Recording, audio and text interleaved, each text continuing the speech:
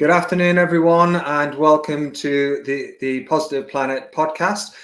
We've got part of our partner series taking place at the minute. So I just want to welcome, first of all, Flora from Citation, who joins us today. Hi, Flora, how are you doing?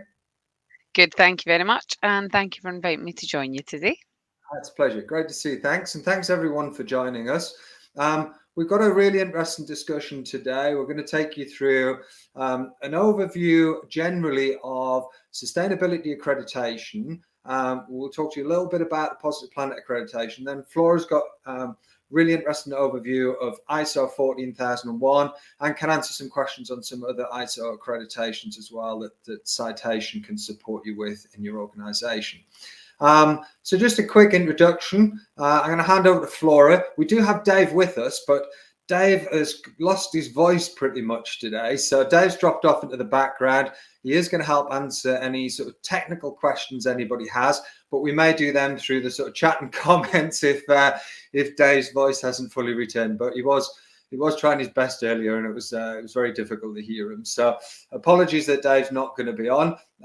But Flora is super well equipped to support us and answer, I think, most things. So Flora, do you want to do a quick introduction for us? Thank you very much, and thank you for joining us today. My name's Flora Neville, and I'm going to talk to you today a little bit about some of the ISO stuff. I'm sure you've got some ideas about it and all the rest of it, but please feel free to ask questions as we go as well. And my background is I have worked with Citation now for I think about 8 years. I'm also a business owner myself, so I do appreciate the challenges and how difficult it can be being an employer and a business owner and all the rest of it. So we'll do our best to help you today. Great. Thanks very much, Flora. And I'm Stephen Henry. I'm a co-founder at Positive Planet. I've been involved in sustainability for about 10 years. Super passionate about supporting organizations to move from intent to impact. And accreditation is a really great way of doing that. And I think, the frameworks that we're going to talk about today that help you progress and ensure that you can embed sustainability in your organization through that accreditation process is a really good way of getting some impact within your organization. So I'm going to kick off today. We're going to give you a bit of an overview of the role of sustainability in corporate responsibility, how accreditation fits into that, and how you can use it to drive business growth. So what some of the benefits of being an accredited, a trusted business are. And when you apply for accreditation, what are some of the things that you need to consider? And then I'm going to hand over to Flora, who's going to give you a bit more in-depth insight into ISO 14001. Just to give you a quick introduction to us at Positive Planet, as I touched on before, we're very much about impact. We're not just here to sort of help you measure and understand things. We work with you really closely to support you to deliver some tangible difference within your organization and start to see some impact on your sustainability actions, so reducing your emissions.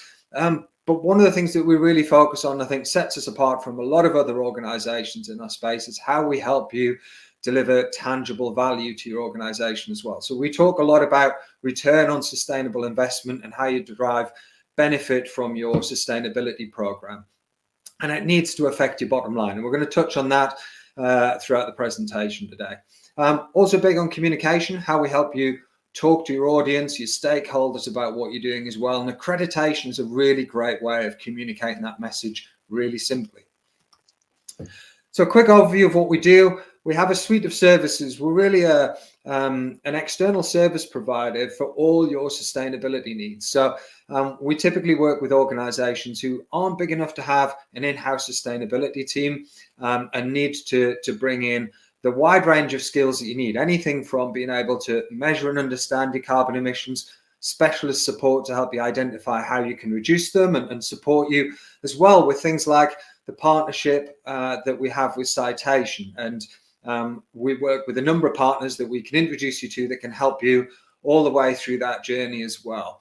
The compliance, we have our own accreditation, which I'll talk to you about. And again, partners like Citation can support with.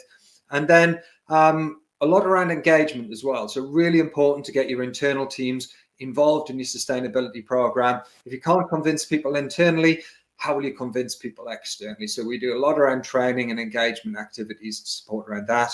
And then the communication piece, how you talk to your stakeholders, be that internal or external, about the type of thing that you're doing, and use that in a way that can help your business and help the bottom line. We work with over 500 companies, and typically sort of small to medium-sized businesses, but it's always easier to show some logos on here that you might recognize. So companies like Tesco Mobile, Man Trucks, who are part of VW Group, Brewdog, and organizations like Belfast Harbour all trust us to support them on their sustainability journey as well. So real wide-ranging types of organizations we work with, all sizes, all sectors essentially, and across borders as well. So we work internationally as well as in the UK. Quick introduction to some of the different types of accreditation you can get. And this isn't a fully extensive list. There are quite a few now, but these are some of the more popular ones that we see in the marketplace. And in no particular order. I'm not going to run through these in any detail, but you've got things like, I think some of the most common ones that you might see are things like EcoVadis, which a lot of large organizations request their supply chains to get accredited on the EcoVadis framework. B Corp is becoming increasingly popular.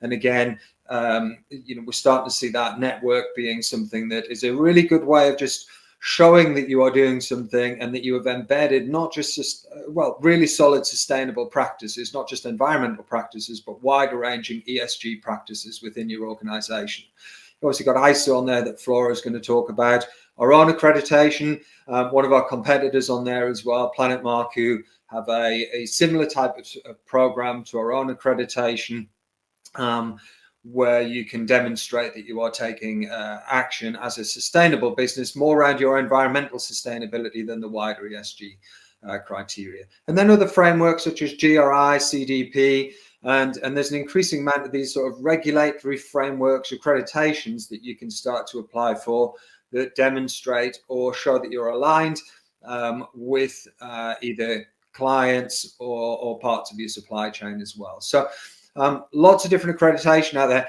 often difficult to decide which one might be for you. And hopefully we can help you understand some of those a little bit better today. If you are looking at things like EcoVadis and B Corp, things like our own accreditation and ISO really help with that as well. So we are recognized if you're applying for something like EcoVadis, the fact that you have that external accreditation with somebody like ourselves or the ISO through citation really helps improve your score. You need to have that external validation of what you're doing. So they all intertwine in some way and a bit of overlap, etc. But if anybody has any specific questions around the frameworks, really happy to answer those at the end, or I'm happy to pick those up offline as well. So why is sustainability accreditation important, and how does it support growth within your organization? Well, we see quite a lot of our clients wanting to demonstrate externally, both to customers and clients, so whether they're in a B2B or a B2C environment, that they are taking sustainability seriously. And accreditation is a really good way of doing that. It gives you a credibility to what you're doing, so it shows that you take it seriously. It shows that there is some structure to what you're doing as well, and it gives you a clarity usually to your stakeholders about what it is you're doing. That structure, I think, is really important, and it's where it's one of the things to consider when you're looking at an accreditation program is, does it give you a structure that drives sort of a continuous improvement rather than just being a kind of we've got this and it ticks a box. So we look at it as a means of helping you to progress as an organization and giving that structure as to how you drive that improvement within your business on an ongoing basis. It gives you that clear framework. And one of the things that often goes wrong, there's a horrific stat that more than 9 out of 10 sustainability programs fail. And one of the reasons they fail is a lack of clear sort of goal setting, that structure behind what they're doing, but internal alignment and agreement about what you're doing. So really easy to get derailed. When you have an accreditation and it gives you that framework to work towards, everybody has to get behind that. They understand what you're doing and why you're doing it. And it does deliver that ongoing progression but also that alignment within the organization that's really critical. It also helps to integrate it within your wider business strategy. And again, this is a reason for failure, that organizations that fail to get that integration typically see that other things in the organization, just business as usual activity, will get in the way of your sustainability strategy at some point. And once you lose that momentum, it's really hard to get that back again. You know, we see organizations sometimes that have faltered and stumbled within the delivery, and getting people back behind that program can be really difficult to achieve. So you know, I see this as being a really great way of just ensuring that you have that progress, and a great way of communicating. We see a lot of clients who win a lot of new business by doing this, you know, and having that accreditation and a means of being able to communicate what they're doing really supports within things like the RFI, RFP process as well. So it helps them really to be able to demonstrate what they're doing and enhance their score in that process and communicate really clearly. So a great way of winning new business, creating new opportunities, or breaking into new markets as well. Certainly if you're looking to sell into Europe at the minute, having forms of sustainable accreditation, but everything that's required to sit behind that's really important. So what are the other benefits? Well, that brand reputation piece is really important, and being able to show that you're doing something.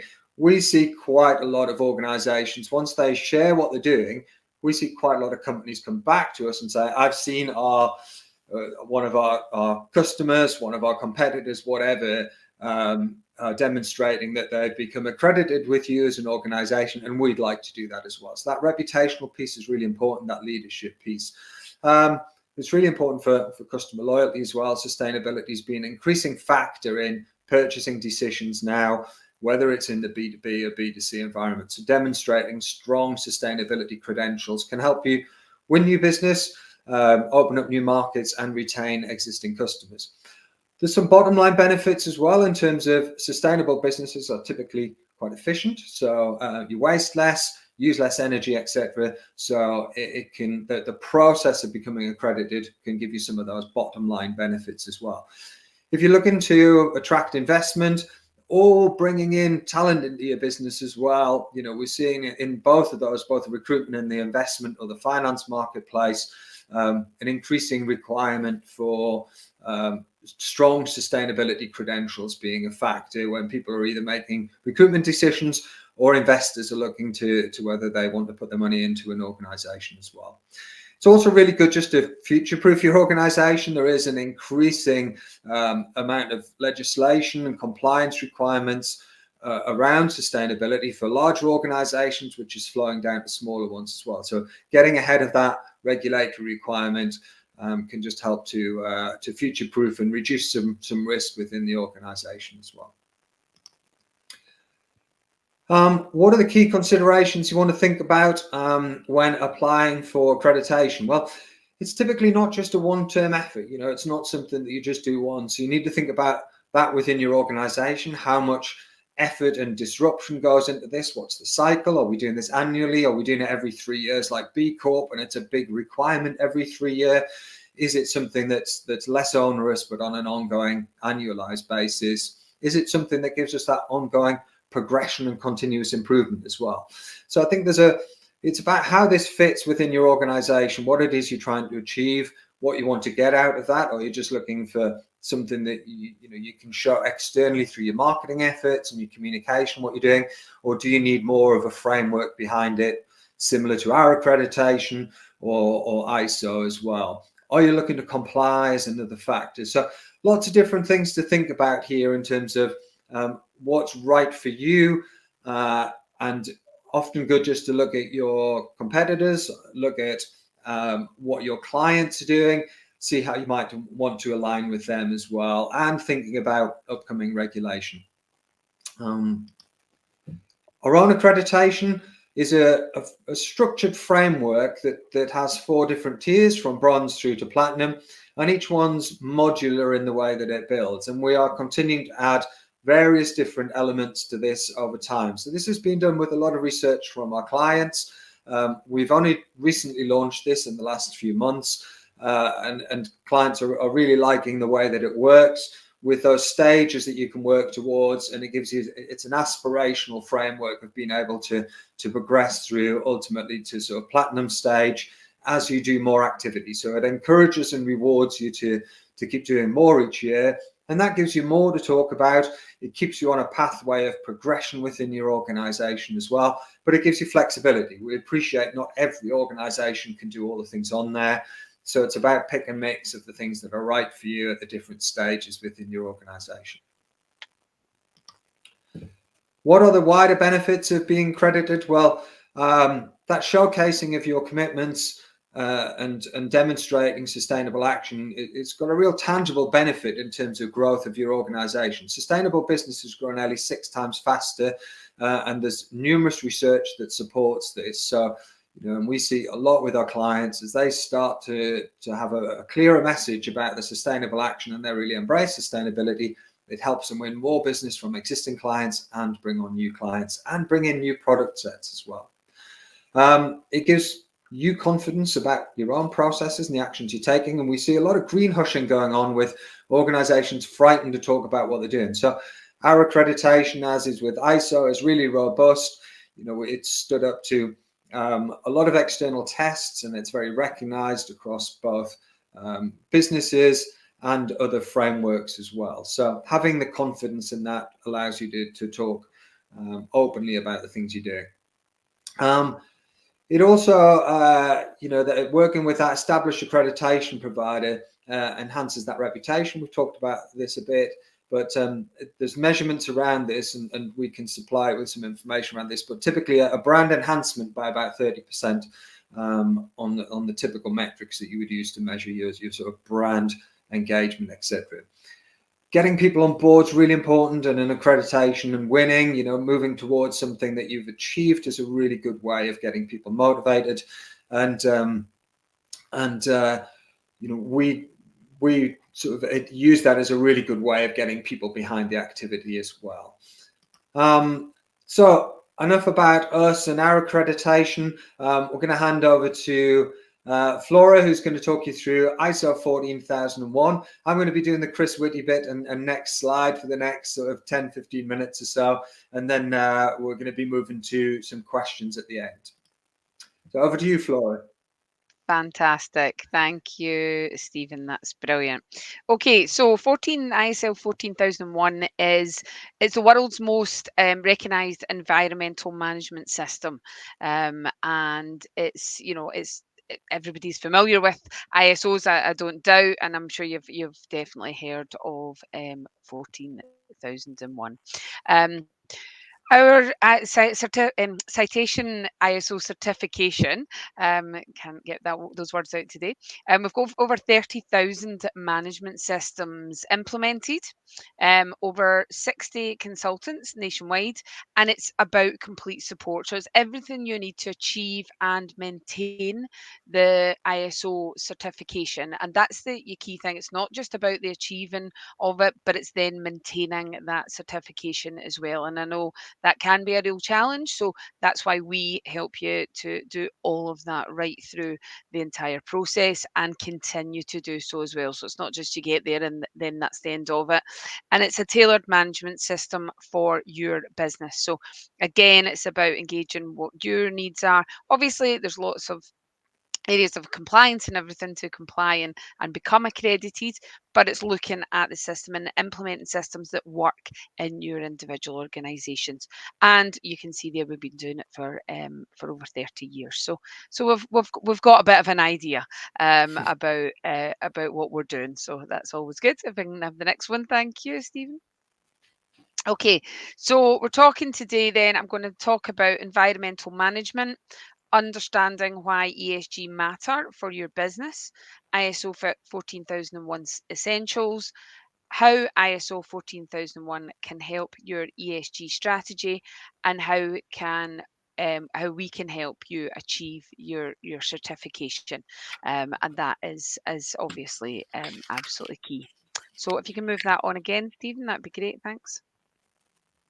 So, environmental management then, and a lot of this ties in with exactly what Stephen's just been talking about there as well.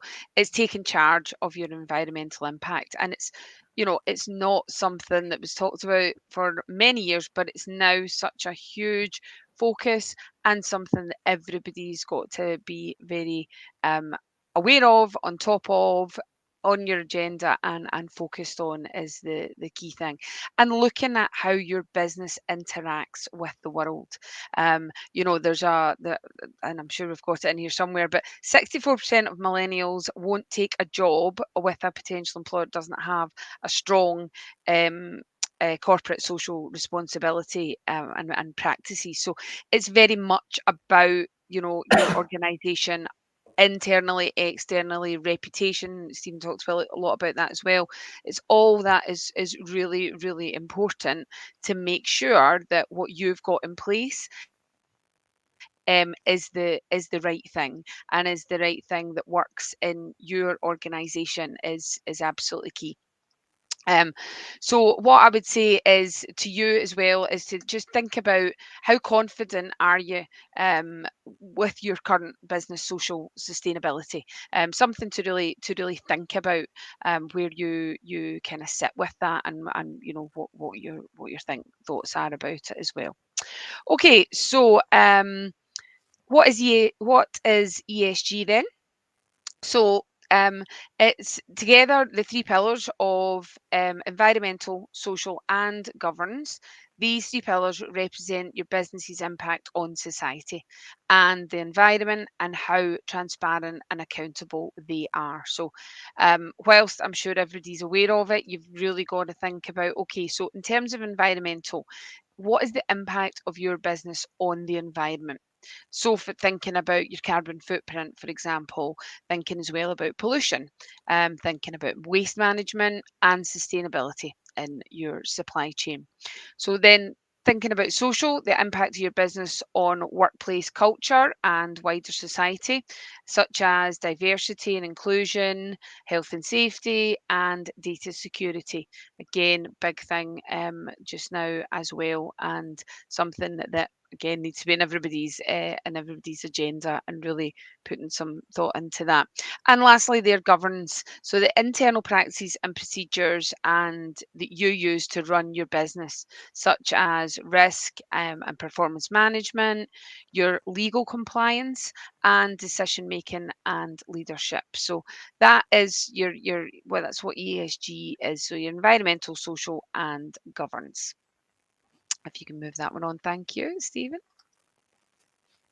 Okay, so why is environmental responsibility and ESG important then? So the right thing, it demonstrates your responsible conduct, including your environmental care for fair treatment, and your high that you've got high ethics.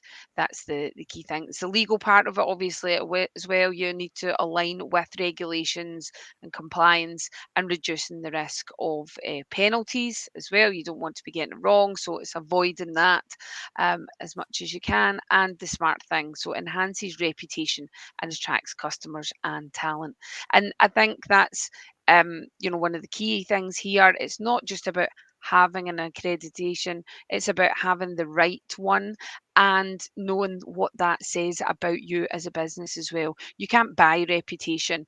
You can only build it, and you can spend a very long time building that reputation. It's about getting that right, and sustaining that reputation as well. It's also, and we know recruitment is so challenging in the current environment, so it's recruiting the right people. And there's the quote that I said earlier, that people now really look at the employer, and not just about the remuneration or whatever else. It's about the employer themselves, and they're looking to work for organisations that have that strong corporate social responsibility, and have the right practices in place, and everything is responsible is the key thing. And also to mention, obviously attracting the right customers as well. So there's lots of elements to it. Thanks, Stephen. Okay, so why does ESG matter to your business? And it's essential for navigating the evolving landscape of corporate responsibility and securing, as I've just said, that competitive edge in today's market. It's a huge thing. So make sure that its importance stems from its ability to influence not only the bottom line but also long-term sustainability and reputation. So is, it's becoming a pivotal consideration for businesses worldwide. So, competitive advantage. Consumers seek products and services from companies and organisations that align with their values. So, having strong ESG practices helps build customer loyalty, attracting investors. Business and investors are choosing to work with sustainable suppliers and are more likely to invest in businesses with high ESG standards. The PricewaterhouseCoopers Global Investor Survey found that nearly 80% said ESG was an important factor in their investment decision making. So, that's a really high percentage, and something that just shows the importance of it, highlights the importance of it. Cost savings, being more sustainable, efficient, having better resource and better waste management can improve your bottom line. You're more likely to comply with regulations, which means that less exposure to fines and penalties as well. So you're getting it right from the start. It's not going to be something that's an issue and cost you down the line. Enhancing your reputation, again, just highlights that reputation, about having a strong ESG reputation. It's building that positive brand image and shows that you're dedicated to ethical governance and responsible business practices. And when winning tenders as well. So incorporating ESG practices into business operations can enhance the likelihood of winning tenders. And we see that time and time again now. And the importance of ISO and the expectation in a lot of tenders now, as well as to what you have in place with in terms of your accreditations and things. Thanks, Stephen. Okay, so the essentials then of ISO 14001, as I said, it is the world's leading environmental management system. This certification enables organisations to identify their environmental impacts by putting in place a series of requirements such as the environmental impact assessment. It also enhances an organisation's green credentials with customers and stakeholders, which we've just highlighted, obviously, the importance of that as well. ISO certification helps you to prove that these really important credentials are right, and you've got them. There is the key thing. So environmental impact assessment, by identifying and understanding your business environmental footprint, you can make informed decisions to reduce your negative impact on the environment. Your optimizing resource consumption will also help to reduce your costs as well. Better legal compliance. So ISO 14001 encourages you to comply with environmental legislation, and the focus on compliance demonstrates a commitment to responsible environmental governance and helps prevent legal and financial risks associated with, obviously, non-compliance, because non-compliance, as we know, is always costly. Continuous improvement, then engaging with stakeholders and fostering a culture of continuous improvement are kind of core with your ISO, and making it a pivotal tool for enhancing the business and the organization, and all the various aspects of it is key. Okay, next one. Thank you, Stephen. So your ESG strategy then, obviously ISO 14001 can help businesses of all sizes and in all sectors with a focused action plan. It encourages efficiency and empowers you to measure and improve your performance, and it offers a best practice framework to support your ESG goals and set you up for success. So you've got social responsibility, so that engages your employees and stakeholders in sustainability initiatives, enhances company reputation, which I've mentioned maybe more than once, and builds trust with the community as well. Environmental excellence demonstrates your commitment to sustainable practices and reduces waste and energy consumption and promoting efficiency as well. And governance strength provides a structured framework for compliance with environmental regulations. And again, it's about promotion of your organisation, your setup, your efficiencies, reputation, again as well with all of that. Thanks, Stephen. Okay, so ISO 14001, your secret weapon. First one there is assessment. So develop actionable plans to reduce negative impacts. Set specific and achievable goals and timelines. And achievable, I always think, is the key thing there. So you need to be specific, and it's got to be things that are going to work. Planning. Develop actionable plans to reduce. Sorry, I'm jumping ahead of myself there. Assessment is identifying areas where your business affects the environment and measure current impact and set your benchmarks. And then in your planning, obviously what comes as part of that is develop an actionable plan to reduce negative impacts and set your specific achievable goals and timelines.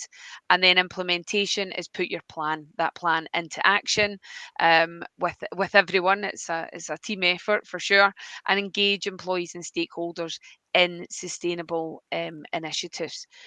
Monitoring and reviewing, regularly checking progress towards your environmental goals. So it's like everything, making sure that you're progressing towards the correct goals and you're going in the right direction with that. Okay, next one. Thank you, Stephen. So, how we can help you to achieve your certification. So, we provide a very comprehensive ISO 14001 certification process. It starts with a gap analysis to align your current processes with ISO standards and create a bespoke environmental management system in our online hub, which is called Atlas. You may or may not be familiar with that. Um, Getting to grips with the gap. So we'll spend some time with you carrying out a gap analysis to see how your current processes and procedures match up to the requirements of the ISO 14001 standard. So we'll collect details of the areas that already do so, and when we can create your bespoke environmental management system for you in that hub in Atlas. Then it's time to make any changes, so getting you up to standard. So make any changes, and that includes, it's a good system in terms of it gives you handy reminders to help you keep track of all the tasks and editable templates at your fingertips. So you've got access to all of that. And we support you to make sure all the records you need are in place to achieve certification. And then getting your ISO certification is an ISO auditor will check you've addressed any gaps correctly, and check that you're following the documented processes as well. And then once everything is in place, then you'll be recommended for certification, and make sure that you've got everything that you need there. Okay, I think next one. Thank you. Okay, so um, why certification? Why citation ISO certification? Number of reasons. Key one there being obviously the consultancy is built in. So you've got those, you've got that expertise, you've got that on hand expertise. And I think for a lot of people, that is the key thing. It's having people there that are there to help you, is the key thing. We create that management system that works for your business, so it saves you time and saves you time and money. And again, it's about creating something for your business that works. We keep it simple. We like simple. We don't overcomplicate things, because everything in life is complicated. We don't need it any more complicated. Straightforward processes that help you gain the certification. It can be in as little as 45 days. I would say the norm is a little bit more than that, but it's not a very huge process. It's also second pillar there is part of something bigger. You get access to citations, HR, employment law, support and advice line, which is amazing, fantastic. And if anybody has ever used it, you will know the value to your individual businesses for that. Connect you with experts. And is that kind of better, together we connect you with the people that you need and can help. And whether that is for health and safety solutions, and is it very much, obviously when you're talking about health and safety, then it's very much about peace of mind as well. And obviously the technology I've touched on, you've got that 24/7 access to the Management Hub Atlas, which again is a fantastic system. It's written in-house as well, so it's very much written with the user, which would be yourselves, in mind. And that is the key thing. There's lots of everything you could possibly need in there to achieve and maintain your ISO compliance. And you've got access to the library, as I said, of templates and all those kind of things that your report, it's got reporting and everything is there that you can possibly need, is the key thing. Okay. Final thoughts then. So one of the things as well is, I don't know if you do want to have any more information, what I would say is make sure that you know what it is your needs are in your business. And I've mentioned a few times about being specific, really thinking about what the needs of the business are, thinking about the direction of the business, what do you want to achieve. And obviously there's a variety of ISOs out there as well, so it might be 9001, it might be 45,001. It depends what your needs are and where you're going and all the rest of it. So, but we can help with any of that. So please don't hesitate to ask. If you do want any further information on any ISO, please don't hesitate to ask us. We can certainly help you with that. And also, I would also encourage you to let us know what else you want information on, or anything else you'd like to learn about following the webinar today as well. We're more than happy to help with anything that your needs are. And thank you. That's great, Flora. Thanks very much. That was really interesting. And certainly as an organization who is thinking about doing ISO 14001 in the near future, it was just really interesting to hear a bit about the process there. How long does it typically take? If we were to say we want to start on this today, what kind of timeline are we looking at as an organization to get through an ISO 14001 assessment process?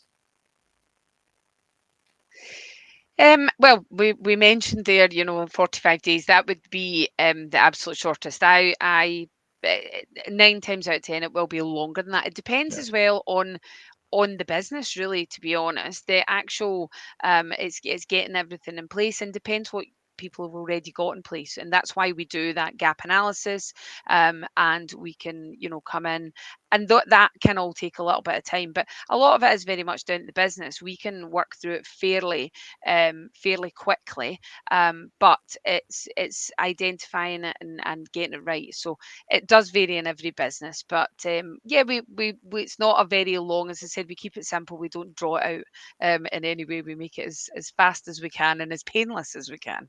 Yeah, and I think sometimes that the thought of audit seems really scary to people, but I know, having gone through other ISO frameworks, it's not a scary process, and it's really valuable in the business as well, isn't it? In terms of that feedback and the advice that you get, and that being a part of a progressive accreditation.